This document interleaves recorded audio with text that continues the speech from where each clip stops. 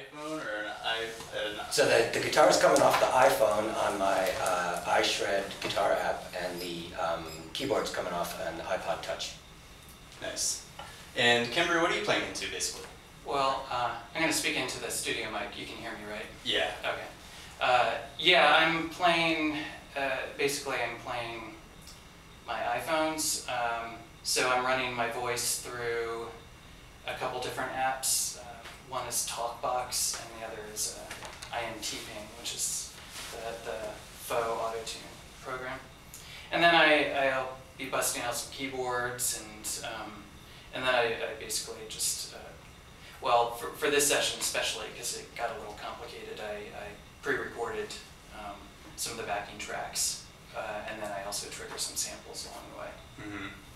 And you've made a life of studying samples, or at least recently. How far back? I should give people some background. You most recently released a documentary, Copyright Criminals. Yeah, Copyright Criminals. It was on PBS a few months ago. Yeah, you're getting at like what's my background and interest in. You've done this before. Yes, sounds and stuff. Well, yeah. Actually, I guess it goes back to the 1980s when I figured out how to hack my Kmart all-in-one stereo system that had 2 cassette tapes and a built-in turntable, and then later I added a compact disc and also had a separate input for another tape player.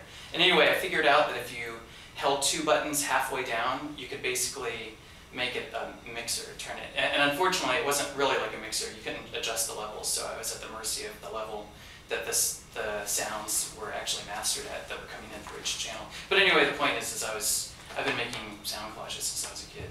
And that's probably the origins of my interest in Copyright Criminals. Right. Was that you were basically a white kid in rural Virginia?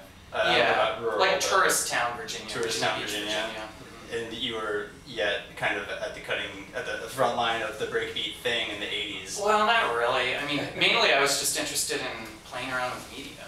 I mean, that was the main thing. But I mean, because I lived in Tidewater, Virginia, which is a big military town, it was like the next East Coast area, like after Philadelphia and Washington, D.C., where hip-hop migrated down. So, like,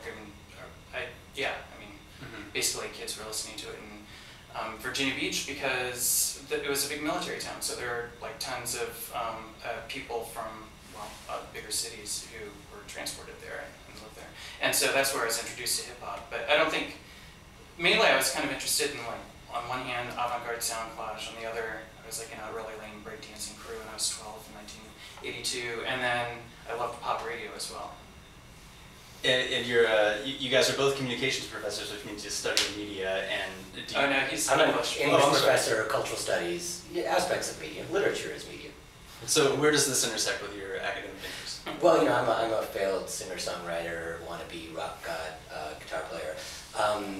Hence the Led Zeppelin. Right, and I guess the only way that my professional academic career overlaps is I have been trained in the aspect of communication studies that's bled over to literature through cultural studies. So I know a bit about TV, film, popular culture, theories of popular culture, enough to understand what Kimber is talking about. Mm-hmm. But mainly I work on, print, paperback books. Mm-hmm.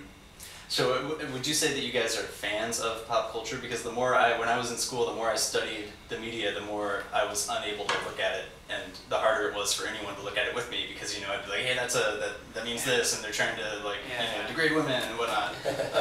Yeah, no, I mean, I think the trick is to basically learn how to develop like a split personality where you can still enjoy music, but you never turn off the critical switch in your head as well. And that's just part of life. I mean, it's not just in the way we interact with media. Like, we basically drive ourselves insane if we just freaked out about every horrible thing, whether it's the oil spill or the representation of women in movies or TV. Mm-hmm. Yeah. But speaking of actually our the sort of alignment of like our scholarship and this project, Killer Apps, maybe we can play like a 20-minute piece. And I was giving it's a 20-minute paper that we delivered at a conference, like an academic conference recently at the Experience Music Project out in Seattle last April. But before we go into this 20-minute segment, I figure you probably need to run some PSAs or do station ID or anything. Oh, we're cool. We're cool? Okay. Maybe it would be helpful if you could like put into layman terms like a little bit What of we're doing? what the thesis is or what like, you know. Oh yeah, yeah. Well, Lauren, we want to take a shot at it? Well, it was, I think, Kemba, this was originally your idea to do a piece on, there was a, the pop music conference was going to be on music and technology, correct? Yeah, And that was the theme of the conference. so we basically cobbled together a sort of collage paper on the relationship between telephones and music, the historical relationship. Yeah, because, and sorry to interrupt, but like a lot of people think about the history of phones and music starting basically with ringtones or, and you know, obviously iPhones, because now people can carry around whole music libraries in their pockets. But actually, the relationship between phones and music goes back to the beginnings of both the telephony, you know, in the late 19th century, as well as the advent of sound recording. So yeah, we quote a few scholars, and instead of quoting them, reading what they say, we called them up, and I recorded them over the phone, reading from their stuff. And I guess hearing it over the radio is good enough, but there's also a whole multimedia video collage element also, where we have a webcam hooked up to Lauren's forehead so you can actually see what he's doing, and superimposed over a series of just crazy old like educational videos, films about telephones. So, but this is good enough because we were told repeatedly that it was kind of sensory overload, so just the sonic element will be enough for the radio. We don't want anyone driving to like go off the side of the road or anything like that. Well, maybe at a later date we'll be able to get online Yeah, a recorded chunk of your